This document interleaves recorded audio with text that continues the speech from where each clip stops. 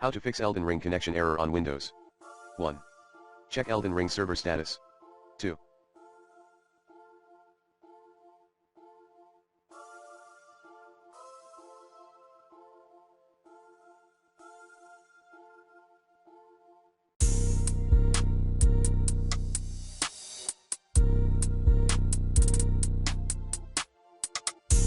Check and improve your internet connection, if possible. We recommend performing a power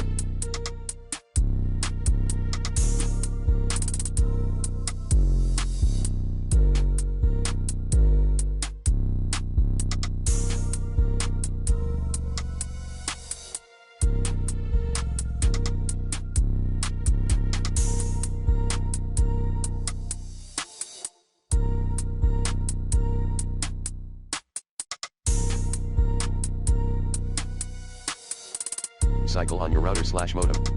3. Update your network and other device drivers using the recommended Avast driver updater in this video guide. 4. Flush your DNS by IP protocol configuration/flushes command. 5.